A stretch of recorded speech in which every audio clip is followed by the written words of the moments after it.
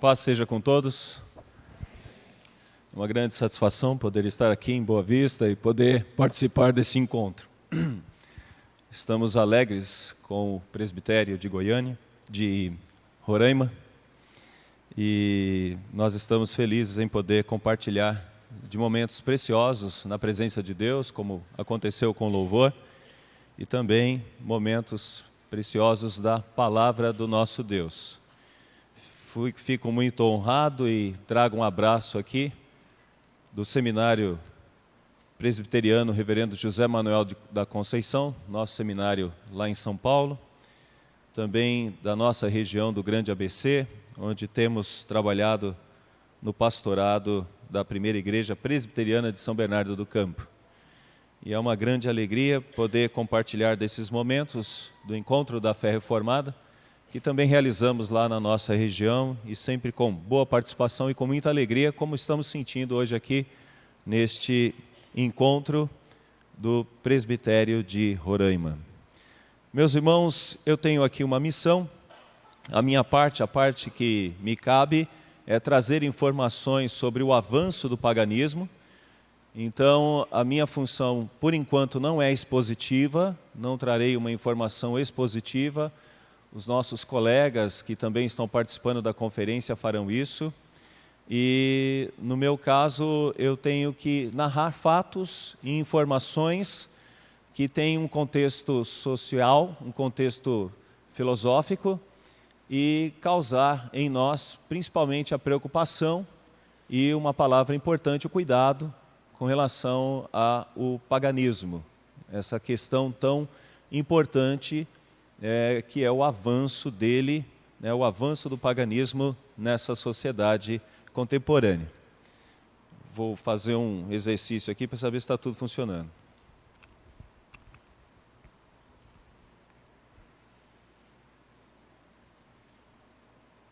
Ok, então tá bom. Bom, eu tento fazer isso em 5 lições. 5 lições. Creio que elas serão úteis para que você possa, ao registrá-las aí nas suas anotações, entender o quanto isso tem uma razão na sociedade contemporânea.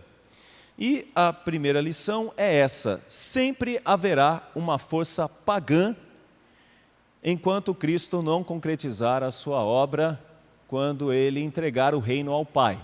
Então, a primeira lição que eu gostaria que nós aprendêssemos nessa noite, com relação a esse avanço do paganismo, é que sempre haverá uma força pagã, ou uma força contrária aos princípios da vontade de Deus ou da palavra de Deus. Quando nós falamos sobre esse avanço do paganismo na sociedade moderna ou na sociedade contemporânea, isso quer dizer que isso já aconteceu em outros momentos também. Então, fica claro para nós que isso aconteceu em momentos importantes da história do cristianismo.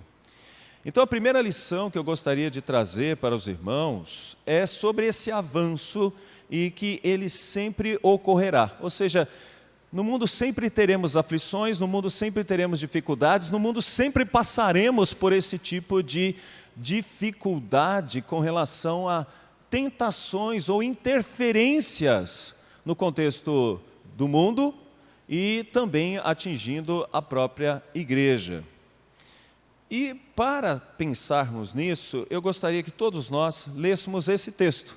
Vamos lá? Colossenses 2:8. Tende cuidado para que ninguém vos faça presa sua por meio de filosofias vãs e sutilezas, segundo tradição dos homens, segundo os rudimentos do mundo e não segundo Cristo. Olha só, a igreja para quem Paulo escreve, a igreja de Colossos, essa igreja já enfrentava algum tipo de interferência ou algum tipo de ação pagã. Eles já enfrentavam algum tipo de problema com esta área. Paulo está trazendo na carta aos Colossenses as preocupações com um tipo de interferência que naquela época era conhecida como uma espécie de gnosticismo. E isso atinge a igreja e faz com que Paulo se preocupe e traz essa orientação: tende cuidado. Vãs sutilezas, por meio de filosofias, segundo tradições dos homens, segundo os rudimentos do mundo e não segundo Cristo. Então, isso aconteceu, e nós podemos também dizer que isso aconteceu em Corinto. Lá em Corinto aconteceu algo muito parecido. Você tem uma igreja, mas esta igreja está tentada a não ver Cristo como deveria de fato ser visto, como Filho de Deus, a segunda pessoa da Trindade, o Redentor eficiente em sua obra. Há dificuldades em crer na ressurreição. Então isso acontece, por vezes atinge a sociedade e atinge a igreja também. É o que nós estamos falando, sempre haverá uma força pagã. O que seria paganismo? Essa palavra, meus irmãos e irmãs, tem origem nessa expressão latina, paganos. E ela foi usada pela primeira vez, ela é usada no contexto grego, das cidades gregas, porque aqueles que estavam distantes da cidade eram povos mais ligados à cultura agrícola e por isso tinha predisposição a uma espécie de misticismo territorial. E aqueles que moravam na cidade faziam essa distinção daqueles que viviam mais no campo.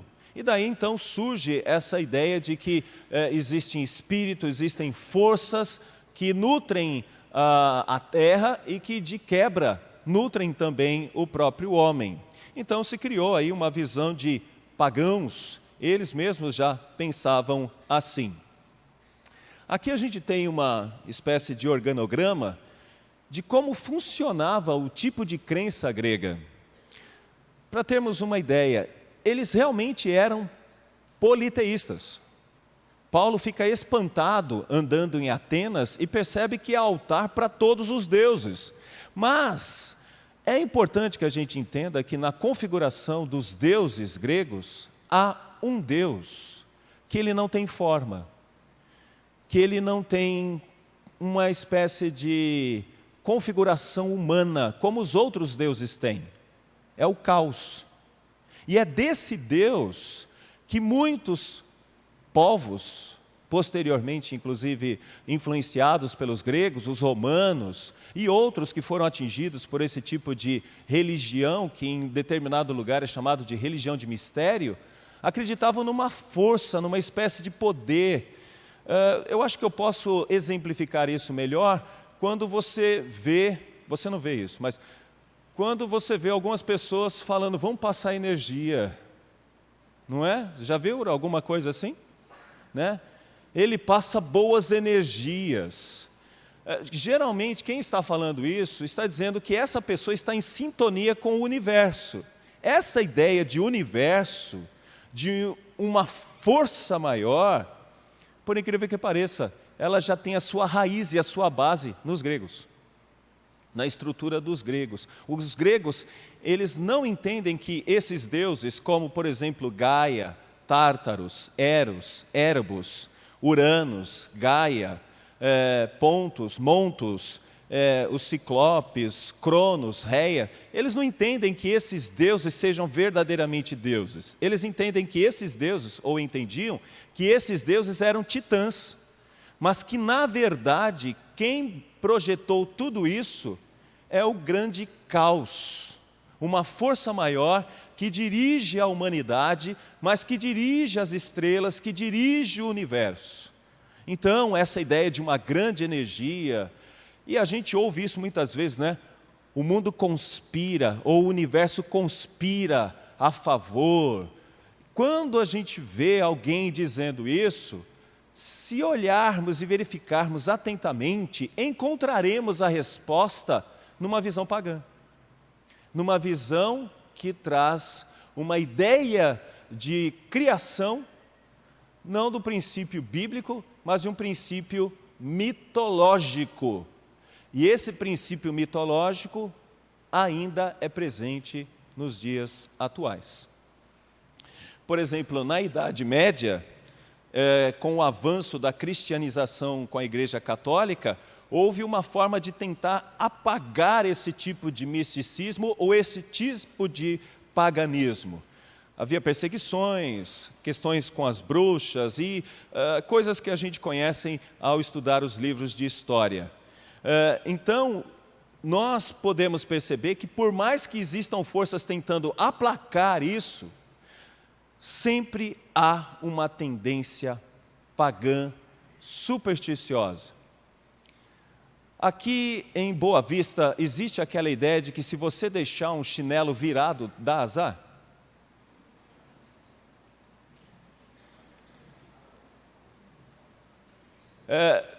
De onde vêm estas coisas? De onde vêm essas histórias? Elas vêm do imaginário popular, que é mítico, ou seja, tem uma concentração pagã.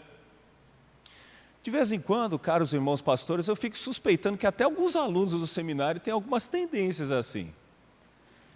Porque eu percebo que alguns sentam no mesmo lugar sempre. E ficam até meio frustrados quando não é aquele lugar. Parece que aquele lugar traz sorte. E a pessoa fica, esse aqui eu gosto dele. Eu espero que não tenha ninguém fazendo isso com a igreja, porque também tem algumas pessoas que têm bancos preferenciais na igreja. Sabe o que ocorre? Quando você não senta no lugar e parece que alguém, por exemplo, bate no seu carro, dá a impressão de que você não sentando naquele lugar, deu azar. Essa ideia de azar e a ideia de sorte é uma visão pagã. Mas ela vai permeando a sociedade, ela vai entrando na sociedade e ela se torna uma força contrária à ideia de fé na providência, por exemplo, que é um dos elementos fundamentais da Confissão de Fé de Westminster. Então, na Idade Média, tentaram fazer isso. Mas olha essa frase do Kuyper, um pastor do século XIX. Não esqueça que o contraste fundamental sempre foi, e ainda é, e sempre será, cristianismo e paganismo. Os ídolos ou o Deus vivo. É isso mesmo. Em todas as circunstâncias. Inclusive quando se dá a ideia de que na ciência encontraremos as respostas de tudo. O século XIX trouxe essa ideia quase que mística por um filósofo chamado Auguste Comte, que entendia que a melhor religião seria a ciência. Então, o que o Kuyper está identificando é que sempre será difícil escapar do paganismo, mesmo que ele venha dentro de uma visão mística, popular, mítica, ou através de uma configuração de esperança na ciência, como o que aconteceu com o positivismo. Essa é a primeira lição que eu quero que a gente entenda. Deu para entender a primeira lição? Sempre haverá paganismo. Sempre haverá. Porque nós estamos percebendo que há forças favoráveis a isso, enquanto há forças que lutam contra isso, quando nós temos uma fé na certeza de que Deus está dirigindo tudo. Então, a primeira lição é essa. E qual é a segunda lição? A segunda lição que eu creio que pode nos ajudar sobre esse avanço é que essa mentalidade se fortalece na sociedade realmente contemporânea. De fato, ela vem se fortalecendo na sociedade contemporânea. É claro que com uma força antiga. Peter Jones, que está aqui, ele diz algo interessante. O inimigo real não é mais o humanismo ateísta antirreligioso, mas uma religião pagã, olha só a expressão, renovada. Ou seja, ela vem se renovando. Então, essa mentalidade se fortalece na sociedade também contemporânea, que é interessante, parece que não seria esse o caso. Porque depois de tantos avanços científicos, não seria comum observar pessoas ainda apegadas a paganismo ou uma espécie de superstição.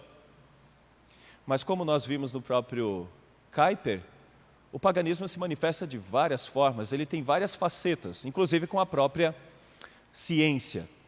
Mas o que o Peter Jones está dizendo me chama a atenção e eu creio que deve chamar a sua atenção também hoje aqui.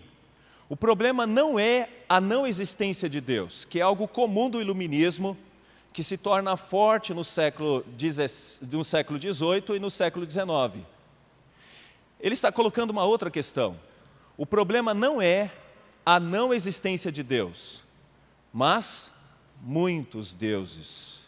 Não é a falta de espiritualidade, mas o sincretismo espiritual.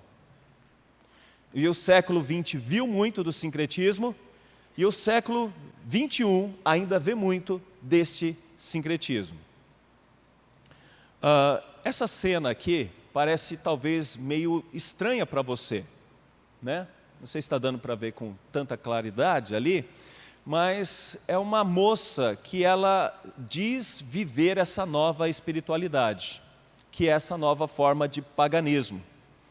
A nova espiritualidade está escondida sobre uma roupagem de liberdade, da tolerância, e ali está o esqueleto de um monismo pagão. Essa é uma expressão muito importante. O que é um monismo pagão? Você vai entender isso de uma maneira bem simples. Eu sou do candomblé, o outro é católico, o outro é evangélico, mas sempre não aparece alguém para dizer, o importante é que todos nós temos um objetivo comum, queremos o bem, queremos fazer o bem. Então isso que é importante. E talvez alguém ainda diga, somos irmãos. Esse é o monismo. Independente do que você crê, você está ligado ao mesmo ser, que é esse ser eterno, superior, espiritual, mítico, místico.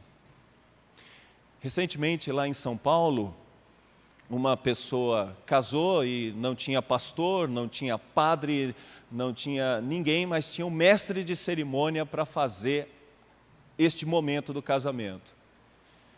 E alguém disse que em determinado momento ele falou assim, e aqui estamos unidos em todas as fés. Olha a expressão, todas as fés. O que é isso? Isso é nada mais, nada menos do que um paganismo contemporâneo, onde você pode estar num ambiente com pessoas que têm várias compreensões a respeito de fé, mas o importante é que todos estejam cientes que não pode criticar o outro, mas que podem viver esta fé na diversidade e viverem bem e se darem bem. É claro que não precisamos atingir ninguém com palavras ou agressividade, mas nós não negociamos a verdade. E se tem uma coisa que um evangélico tem que fazer, ou um crente, é expor a verdade. E quando você expõe a verdade, você vai ter que dizer para o outro, isso não é assim. Não é desse jeito que se deve crer. Não é dessa maneira que se deve crer. Nós estamos vivendo uma espécie de os dois deuses do gnosticismo. Então, essa mentalidade se fortalece na sociedade contemporânea de uma maneira que nós chamamos maniqueísta. Talvez muitos aqui entendam o que seria maniqueísmo. Maniqueísmo é quando entendemos que neste mundo há duas forças que se degladiam, o bem e o mal. E o gnosticismo foi um dos primeiros a estabelecer essa ideia de dois deuses e de duas forças, uma força positiva e uma força negativa, uma força da luz, uma força das trevas. E isso é muito compreensível quando a gente tenta entender isso, né? Por exemplo, na Terra há uma força degladiando com outra força, e aqueles que estão ligados a fazer o bem, a viver o bem, eles estão ligados à luz, e aqueles que estão fazendo o mal, com certeza às trevas. Como que a gente percebe isso hoje? Fulano de tal é do bem. Percebo que ele é do bem. Fulano de tal é gente do bem. É como se você estivesse dizendo, esse está ligado à luz. Mas quando você vê alguém terrível, esse aí é o mal, é o cão chupando manga. Né? Isso é mal. Então, esse tipo de coisa é antigo. Por exemplo, para os gnósticos, o Deus bom, um ser espiritual e supremo, havia apenas interferido no processo de criação ao inserir em cada ser uma centelha divina que nos tornava capazes de despertar e de conhecer a verdade. Então, para essas pessoas, é mais fácil entender Cristo como um mensageiro de Deus que veio com o objetivo de ensinar e despertar o bem. Então, Cristo passa a ser uma espécie de mensageiro desse Deus bom. Foi assim que eles assimilaram lá em Corinto, já estavam assimilando também na igreja de Colossos. Então, essa mentalidade se fortalece na sociedade também contemporânea, quando Cristo passa a ser somente um agente de coisas boas, mas esse Cristo não fala sobre pecado, não fala sobre morte e não fala sobre inferno. Essas partes nós tiramos. A terceira lição que eu quero ensinar, veja bem, a primeira, sempre haverá uma força pagã. A segunda, essa mentalidade se fortalece na sociedade contemporânea. Mas a terceira é que há uma hermenêutica por trás disso, ou seja, há uma linha de ensino e de aprendizado a respeito disso. Os primeiros gnósticos, eles viveram no período aí do século II até o século XV, e eles tinham esses ensinamentos que nós acabamos de falar. Eles foram condenados, em torno do ano 180, principalmente pelas obras de Irineu de Leão e também pelos concílios posteriores, os concílios que tiraram e arrancaram do problema da igreja esse tipo de gnosticismo. Mas o que é interessante é que muito ainda dos gnósticos é aprendido, compreendido nos dias atuais, por meio de textos que ainda estão preservados. Por exemplo, os textos de Nag Hammadi, que falam sobre essa questão gnóstica. E muitos que estão interessados nesse novo paganismo têm encontrado nesses escritos uma espécie de força e uma compreensão hermenêutica sobre como agir, como pensar, como viver dentro de uma linha que nós chamaríamos aí de uma linha pagã. Então temos uma nova unidade. E essa nova unidade, por meio de uma rejeição aos discursos totalizantes. O que eles fazem? Eles criticam a leitura que nós fazemos da Bíblia, criticando a própria Bíblia. Então, essa força atual, que vai avançando, ela tem hoje um poder hermenêutico de querer contradizer o texto sagrado que nós temos com esses escritos que eles dizem que são tão importantes quanto os escritos que nós temos na Bíblia Sagrada. Então é uma nova base da verdade na experiência humana. O uso da Bíblia de forma fragmentada. Eles vão fazer isso, eles vão criar uma forma fragmentada. E como sempre, tem um profeta que fala sobre isso. E aqui tem o profeta a respeito destas coisas. Nós estamos falando do terceiro ponto, uma hermenêutica para esse momento contemporâneo do paganismo. Esse autor é Mircea Eliade. Ele nasceu em Bucareste em 28 de fevereiro de 1907 e morreu em Chicago em 1986. Nessa parte que eu faço em negrito, as reflexões desse ícone da filosofia permitiram que o indivíduo pós-moderno tivesse uma visão mais lúcida e ampla sobre o comportamento humano no que tange à religiosidade, do ponto de vista de sua dimensão histórica e sob inspiração do contexto cultural, particularmente vinculado ao sagrado. Mircea Eliade é uma espécie de profeta, dizendo o seguinte: olha como todas as religiões no final estão falando a mesma coisa. Ele diz isso, todas estão dizendo a mesma coisa. E essa ideia de uma preferencial vem por uma matriz cristã que bloqueia todas as outras e não deixa com que as outras possam ser valorizadas também. ele escreve várias obras sobre isso, e muitos que entram nesse clima do paganismo contemporâneo encontram nele uma espécie de referência, quando ele traz informações sobre uma visão mística esotérica do hinduísmo, do budismo, do zoroastrismo. E por incrível que pareça, hoje você encontra crentes de algumas denominações que não saem de casa sem ver ou sem avaliar o que diz o horóscopo. Eu sou de Câncer, preciso ver o que está acontecendo aqui. Ah, tá, hoje vai ser assim, está amarrado. Não dá para entender, mas conseguem, né? Por exemplo, você vê uma irmã falando do marido da outra, a outra diz assim, ele faz isso, isso, isso. Ah, eu sei porque é de escorpião. Escorpião tem essa tendência, é assim. De onde está vindo isso?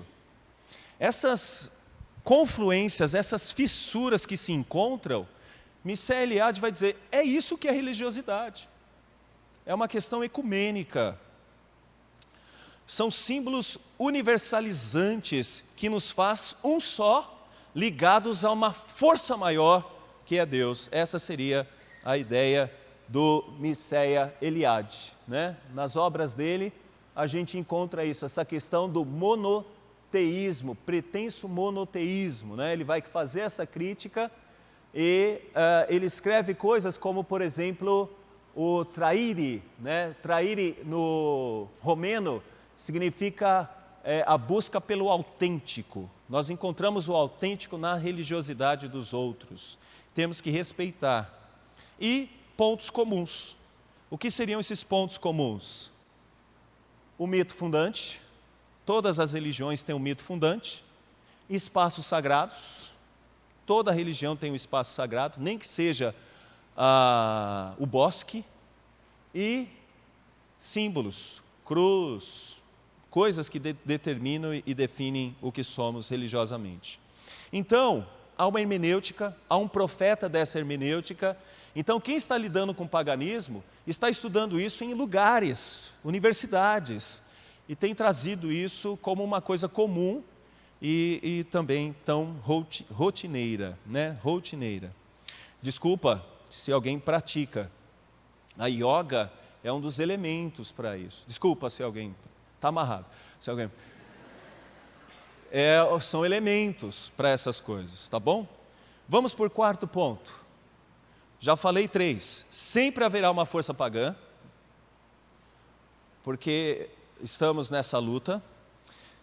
Essa mentalidade se fortalece na sociedade contemporânea, revivendo coisas antigas, mas se fortalece na contemporânea. Terceiro elemento, tem uma hermenêutica, ninguém está falando isso porque sentiu meramente, mas agora isso é motivo de pesquisa.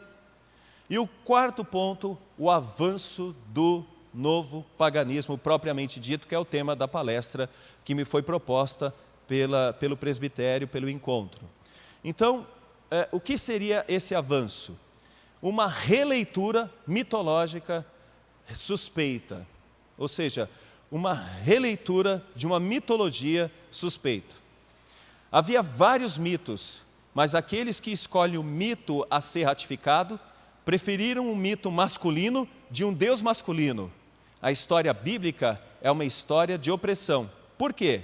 Nas outras culturas, o mito muitas vezes é uma mulher. Ísis, por exemplo.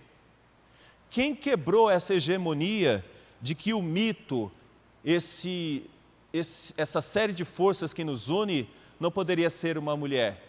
Um desejo patriarcal que manifesta interesses, manipulações, e o texto é manipulado para fazer com que esse desejo patriarcal se sobressaia.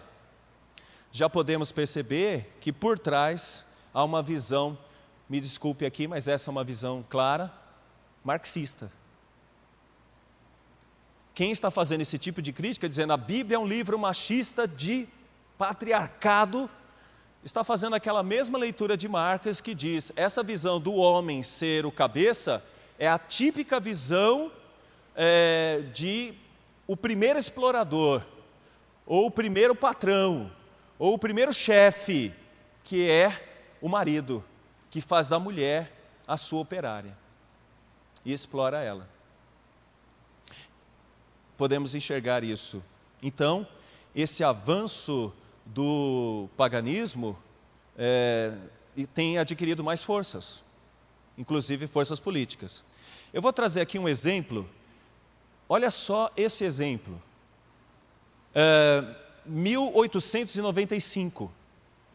Essa mulher que se intitulava crente, Elizabeth Cady Stanton, a primeira intérprete feminista moderna da Bíblia, em 1895 afirmou: o leitor deve ficar impressionado com a coragem e a dignidade e a alta ambição da mulher. De quem ela está falando? Eva. Eva é incapaz de conhecer a diferença entre o bem e o mal, ela é um ser puro. Como então ela pode ser culpada de suas ações? Ela busca sustento, beleza e sabedoria, e ao fazê-lo, é culpada para sempre pelo texto masculino e pelos comentaristas masculinos. Sabe o que ela está fazendo? Reinterpretando a Bíblia. E sabe o que ela está dizendo? Que a grande heroína da história é Eva. Eva é a grande heroína. Ela quer conhecer, isso é maravilhoso, ela quer ir além, ela não quer ficar na mesmice, ela quer sair, ela quer encontrar novas coisas. E ela fala, por que eu não posso comer dessa árvore? Por que eu não posso comer desse fruto? E o Adão chega para ela, não pode. Por que não pode? Eu quero mostrar, eu quero vencer, eu quero ir para frente. A gente poderia dar um nome aqui para isso. Empoderamento. Vai um pouquinho mais aqui. A mulher e a serpente, heroicamente, ou seja, para ela a serpente também é uma pessoa heróica, tá? A mulher e a serpente heroicamente se opuseram a Yahvé, o vilão. Yahvé, o vilão.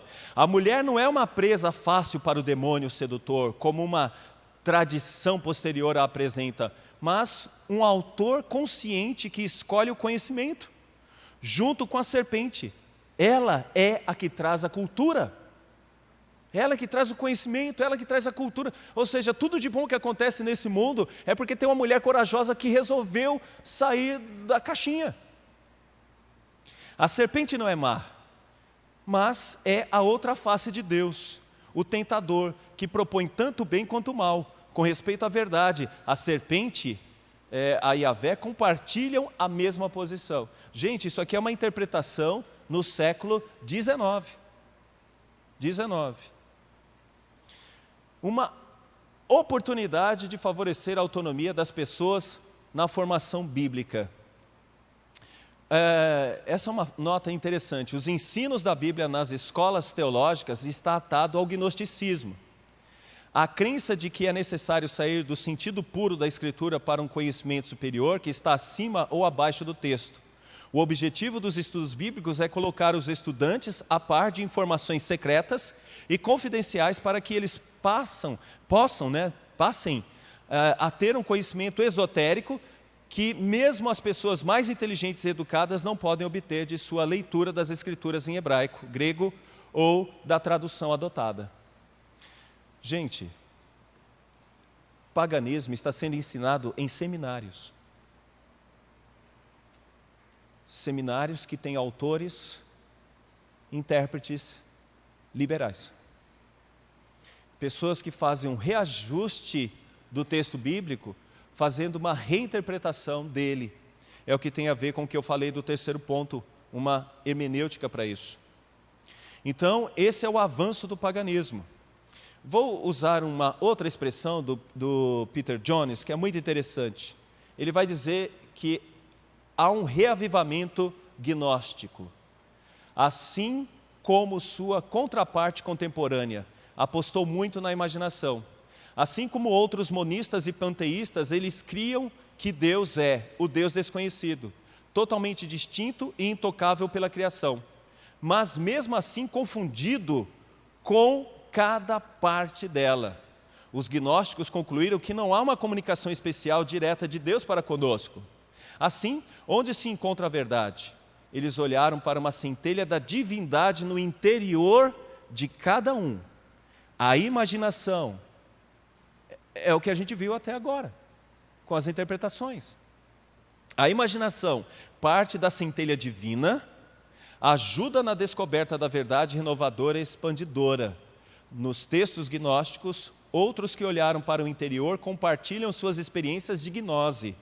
Mesmo a escritura autoritativa é útil na medida em que serve ao entendimento monístico da vida. Então você vai pegar uma Bíblia e você pode dizer assim com ela: esse é seu salmo, usa esse salmo porque esse é o salmo, e pode dizer assim, esse é o salmo da semana. Usa esse salmo aqui, porque esse é o salmo da semana. A Bíblia ela vai servir como um elemento místico, um elemento pagão. Isso é o que o Peter Jones está chamando de reavivamento do paganismo, né? Reavivamento do paganismo. O homem, então, é a medida de Deus nessa compreensão. E por que nós estamos dizendo isso? Porque no iluminismo, aliás, no Renascimento, eles buscaram de novo Protágoras, e Protágoras tinha uma máxima, ele dizia que o homem é a medida de todas as coisas. Nessa nova compreensão, o homem é a medida de Deus.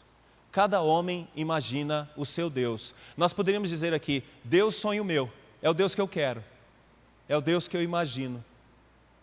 É o Deus que eu penso. A ponto de você ver um traficante dizer o seguinte: que Deus me ajude para que a droga possa chegar. E faz o sinal da cruz. Não é um Deus bíblico que revela a sua verdade, mas é o Deus que você quer que seja, é o seu Deus. Então você determina a medida, e Deus passa a ser a sua própria medida. O novo inimigo, então, é a visão espiritualizada do homem. O homem, hoje o humanismo ateístico está acabando. O novo inimigo é a visão espiritualizada do homem. Ele não é mais simplesmente a medida de todas as coisas, como defendido pelo racionalismo. O homem é agora também a medida de Deus, pois o homem é Deus. Esta nova espiritualidade é a expressão final da idolatria, porque não é somente uma desobediência à lei de Deus, ela substitui o divino pelo humano. Você dá os limites para Deus. Você determina os limites para Deus. Vou chamar aqui o Paul Habbott. Conhece o Paul Habbott? Conhecem? Quem é o Paul Habbott? Paul Habbott. O novo paganismo mostra que o homem é capaz de viver sem uma religião instituída.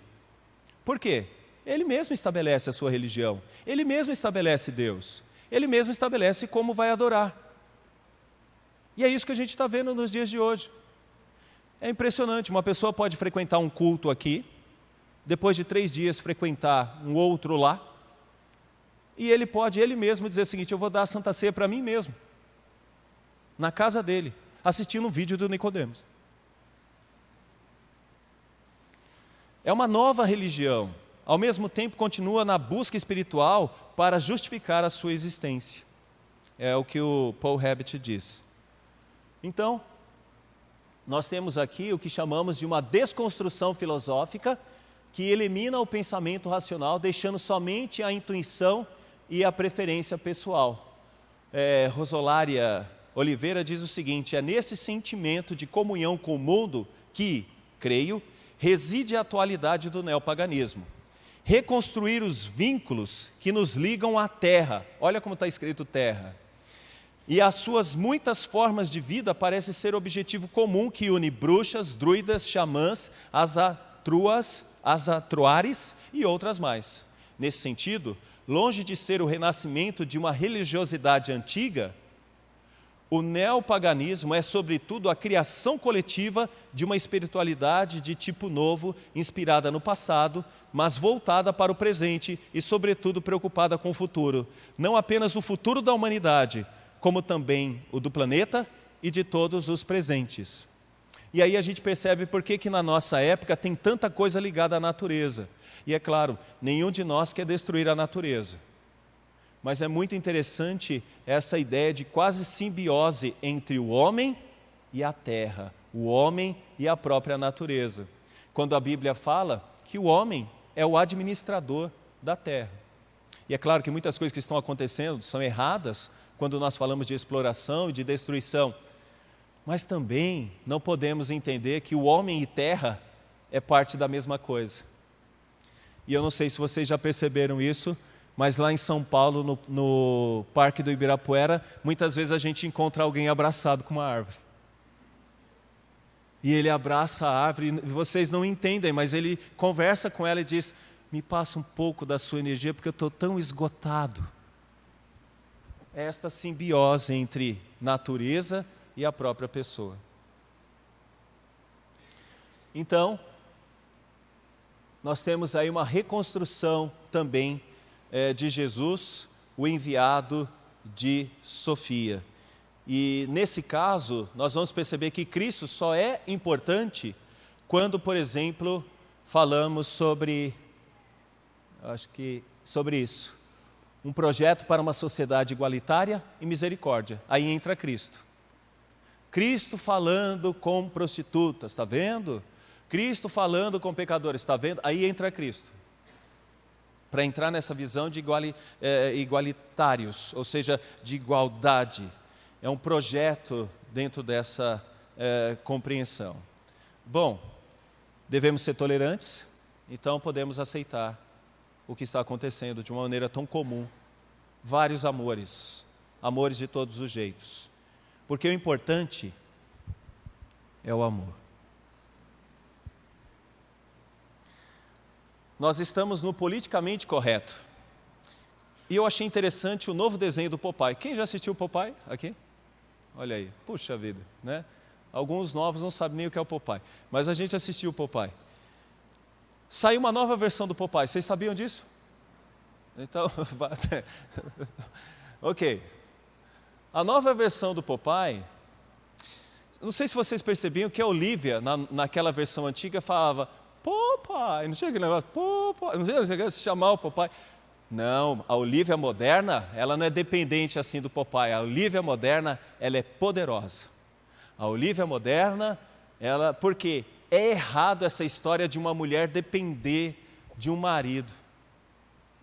Ou seja, não tem mais aquela história da esposa chegar para o marido com um pote de palmito e dizer assim: querido, abre para mim. E o marido, daí, é fogo se ele não abrir, né? Mas a ideia agora é que a mulher deve abrir o pote de palmito. Ela abre o pote de palmito. Porque não é politicamente correto essa história de uma mulher depender de alguém. A Olivia é uma inventora empoderada, independente, que ajuda o Popeye. Não é ela que precisa do Popeye, é o Popeye que precisa dela. Bom, casamentos devem ser assim também, mas não podemos dizer que há diferenças claras entre um homem e uma mulher, né? Outra coisa, esse novo Cristo, ele é multicultural. Ele deve aceitar todos, estar com todos, conviver com todos, e nós vemos isso constantemente em algumas reportagens, né? Esse tipo de grande confluência onde todos estão juntos. Desculpe me dizer, mas essa é uma forma ou um braço do paganismo. Outro detalhe, multissexual. Não há problemas com a multissexualidade, LGBTQ+, não há problemas. O importante é que vocês vivam um verdadeiro amor. E muitas vezes eles vivem um amor melhor do que um casal hétero, segundo o que eles dizem. E uma forma forte também é o feminismo. Me desculpe as irmãs, mas uma das grandes forças que a gente percebe desde o século XVIII do século XIX, e ela vem se fortalecendo no 20, no 21, é uma ideia feminista, onde as mulheres perdem um pouco da beleza de ser mulher e passam a ser quase que homens. Dessa forma, Cristo não pode ser visto mais como aquele que liberta das noções de pecado, da culpa e da nova teologia. Nessa culpa e da nova teologia não há espaço, não há lugar para a cruz. Porque cruz é pecado e fala de pecado. E nós, quando entramos nessa área de pecado, estamos tentando impor uma fé em meio a tantas outras, e isso não é bom no período pós-moderno. Bom, isso tudo para falar sobre esse ponto, o homem é a medida de Deus agora, né? Esse seria o quinto ponto, o homem é a medida de Deus. Carol Christ, teóloga e líder feminista, declara: nós estamos vivendo em uma época revolucionária, quando novos símbolos religiosos estão sendo formados por um processo de sincretismo e criatividade. O trabalho que as feministas estão fazendo para transformar a imagem de Deus tem profundas consequências para a vida social. O trabalho que as feministas estão fazendo para reformular Deus. E segundo ela, a melhor maneira é que a gente entenda que toda forma de vida vem por mulheres. Então é melhor você pensar numa deusa, que hoje é chamada de Sofia. E nos Estados Unidos há cultos e há toda uma dedicação a esse tipo de adoração. Chamo de novo Peter Jones. O fortuito que a conversão do liberalismo à espiritualidade monística coincida com as maiores mudanças nas práticas sexuais, nos papéis de gêneros e nas estruturas da família, a realidade da civilização ocidental foi desconstruída em somente uma geração. O papel das mulheres mudou drasticamente, o que representou uma tremenda virada nas percepções da sexualidade humana. O feminismo abriu as portas para muitas outras mudanças. Estranhamente, muitos não consideram o feminismo como a força motriz do neopaganismo ideal, embora radicais afirmem isso em todas as oportunidades que têm. Então a gente entende que hoje um braço forte para esse neopaganismo é uma reinterpretação de Deus, tentando colocá-lo numa visão mais feminina e transformando o tipo de fé numa fé mais para com a natureza e talvez para com um grande ser que dirige essa grande natureza. Daí, a essência da igreja contemporânea é a libertação do patriarcado, o novo réu para ser eliminado na luta das classes pela justiça social, identificado como inimigo na luta contra os poderes, potestades e o ídolo da masculinidade. Então, há uma luta contra a masculinidade. Homens que estão aqui, nós não podemos ser déspotas, chauvinistas, mas devemos ser homens. E as mulheres devem exercer bem os papéis que são bíblicos. E nessa identidade há uma proposta contra essa possível visão paganista. Cito mais uma pessoa, a Mollenkott. Mollenkott diz o seguinte: a heterossexualidade obrigatória é a espinha dorsal que mantém o patriarcado em pé. A homossexualidade quebrará essa espinha.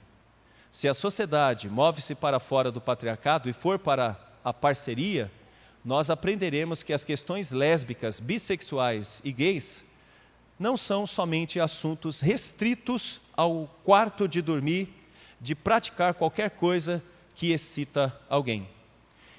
É uma luta, e é uma luta acadêmica, e é uma luta de imposição de valores. E não é à toa que a sociedade tem trabalhado bastante esse conceito, trabalhado muito essa questão do gênero. Por trás parece que não, mas tem uma mentalidade religiosa, uma mentalidade de luta e uma mentalidade de liberdade, inclusive messiânica. A Mollenkott está aqui com a sua esposa, né? No dizer dela, a sua esposa. E ela diz que isso não implica e não causa nenhuma dificuldade. E eu vou terminando Veja bem, eu tentei colocar 5 pontos para vocês sobre o avanço desse neopaganismo hoje. E muitas vezes bem disfarçado de tolerância, bem disfarçado de vamos aceitar. Mas por incrível que pareça, ele chega na igreja evangélica.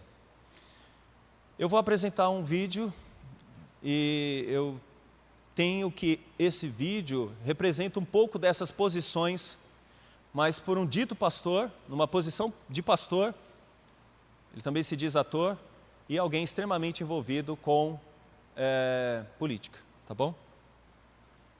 Será que vai dar para passar? Não generalize os evangélicos. Nem todo evangélico é conservador. Existe um setor fundamentalista, extremista, com poder político, econômico e midiático.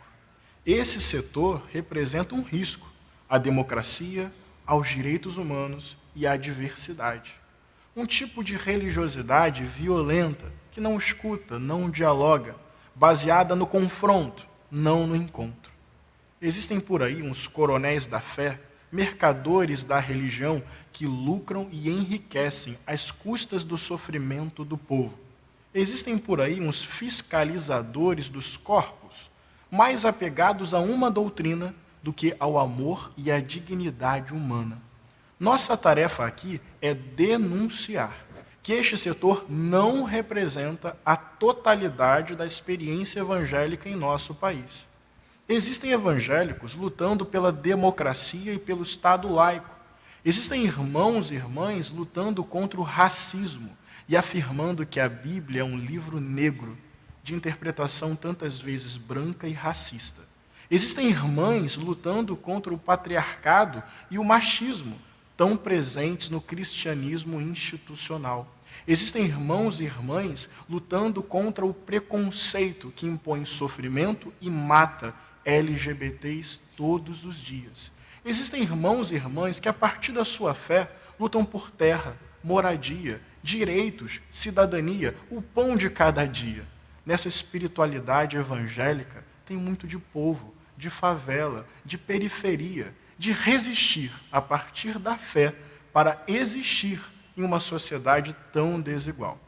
Mas nossa tarefa aqui também é denunciar que o fundamentalismo não tem nada a ver com Jesus. Veja bem, Jesus foi pobre, da periferia, andou com os miseráveis e excluídos da sua época, condenou o acúmulo de riquezas e venceu preconceitos históricos. Jesus foi preso, torturado, humilhado publicamente e assassinado pelo Império Romano, a pedido de uma elite religiosa que o considerava desviado e herege. Jesus foi vítima da raiva dos fundamentalistas, do próprio Estado e daqueles religiosos que se sentiam donos, defensores e procuradores de Deus. Portanto, afirmar a memória e a vida de Jesus é desmontar esse castelo fundamentalista e resgatar o sentido mais generoso e acolhedor do Evangelho. Fazer isso também é importante, especialmente em nosso tempo, para defender a democracia, celebrar a diversidade, enfrentar os discursos de ódio e afirmar uma prática de amor, e o amor como prática. Não generalize os evangélicos. Nem todo evangélico é conservador. Vamos bancar esse debate?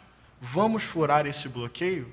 Vamos contar aqui nessa coluna as histórias genealógicas. Bom, vocês perceberam que tem palavras muito específicas. Todas as pessoas que estão nesse mundo, com certeza, se deparar com um crente de fato, receberá amor, receberá carinho, receberá afeto, independente do que segue, independente do que pensa, independente da maneira como age. Mas esse carinho e esse afeto que receberá do cristão implica numa palavra chamada evangelho. E evangelho é boa nova. E evangelho diz: vá e não peques mais. Eu posso dialogar, eu posso comunicar, mas eu não posso perder a essência do que é verdade. Eu não posso perder a essência daquilo que diz o que deve ser feito, porque verdade é verdade, e o Evangelho é a verdade. Então eu não vejo que a Bíblia é um livro para determinados nichos assim da sociedade, dizendo que no final a coisa mais importante é o amor que nos une. Eu não creio que seja isso, não. Então eu acho que um discurso como esse está muito mais próximo desse discurso onde tudo é bom, onde todas as pessoas podem fazer a mesma coisa, onde cada um faz o que quiser, na verdade. E muitas dessas falas, eu creio que na verdade não nos representa. Não nos representa como evangélico. Termino com algumas coisas. Primeiro, se eu conseguir aqui, dá para ir?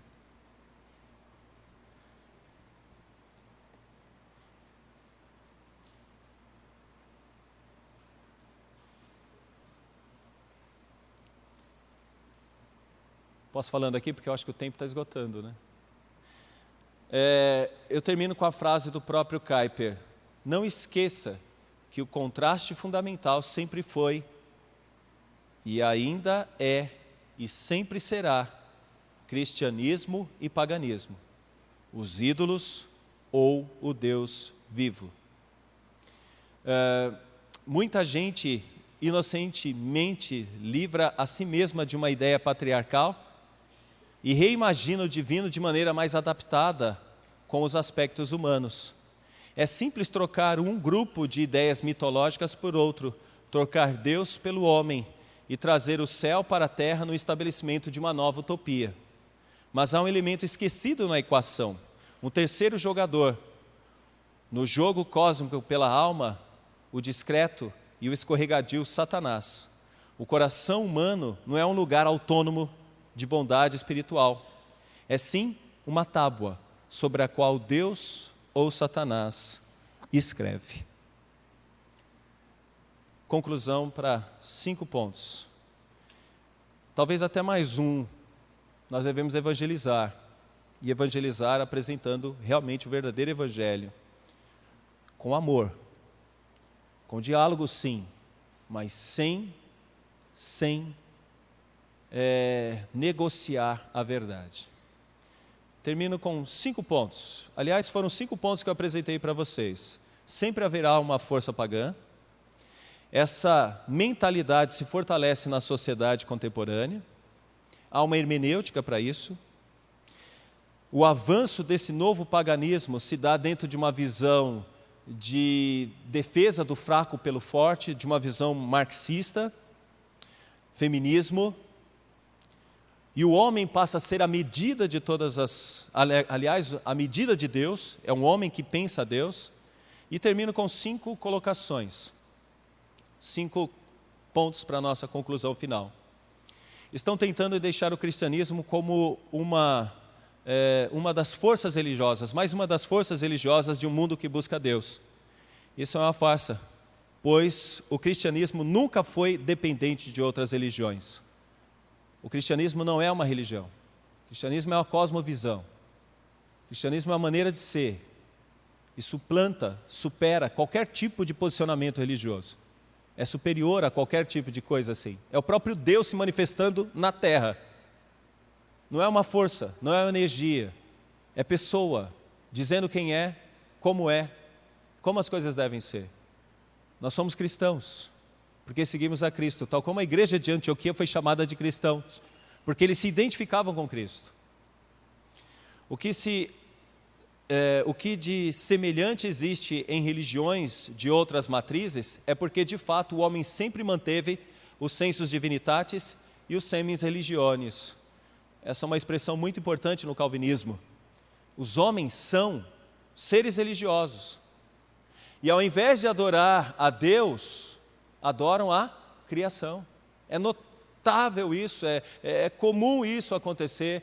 Romanos 1 apresenta isso. Então, o que nós observamos de outro tipo de fé, ou outro tipo de esperança que não seja no Evangelho, é porque o homem tira o lugar do Criador e coloca a criatura no lugar. Terceiro aspecto, cuidado com todas as formas de sincretismo. Nós podemos ser muito amigos de pessoas que talvez não aceitem as nossas opiniões. Podemos ser, e há possibilidades de ser, mas creio que nunca poderá deixar de existir o confronto. E o paganismo contemporâneo precisa de confronto. Quarto, o cristianismo tem base histórica e não mitológica. A nossa base não é porque alguém pensou assim, mas porque temos Deus disse, porque temos pessoas que viram, teve pessoas que testemunharam e estiveram com Cristo. Quinto ponto, Satanás não é inovador, ele é um plagiador, por isso cuidado. Muita coisa que tem pinta de espiritualidade e até de piedade, pode, se nós não tomarmos cuidado, como disse o texto de Colossenses, estarmos trocando Cristo por filosofias humanas. Então procure ater mais e se ater mais a isso. Creio que as próximas palestras nos ajudarão biblicamente a ter esse tipo de compreensão. Amanhã falarei sobre isso no Brasil, esse tipo de paganismo no Brasil. E vamos mostrar que no Brasil há um viés diferente, inclusive de outros países. Que Deus nos guarde, que Deus nos abençoe e nos ajude nisso. Posso orar? Fazer uma oração? Senhor, obrigado por estarmos aqui reunidos, discutindo esses assuntos. Perdoa-nos, ó Pai, perdoa-nos, porque muitas vezes estamos tão preocupados com as nossas vidas, que esquecemos, ó Pai, de entender que há perigos nos quais devemos tomar cuidados. Há pessoas que talvez estejam se desviando, porque falta entendimento e falta a luz do Teu Evangelho brilhar. Talvez conheçamos pessoas que estejam caminhando para caminhos tão ruins, se achando tão espirituais. A nossa oração, Senhor, nesta noite, em nome do Teu Filho Jesus, é que Tu nos use, nos dê sabedoria, para poder alcançar essas pessoas com amor, sim, mas sem negociar a verdade da Tua palavra. Em nome de Jesus. Amém.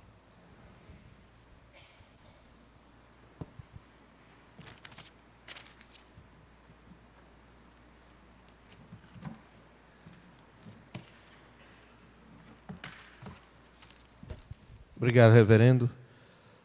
Irmãos, vamos para o nosso intervalo, 15 minutos, e quando a gente chamar, vamos voltar para cá, a gente vai começar cantando um cântico. Então, quando a gente começar a cantar, saiba que você deve estar aqui já, ao final.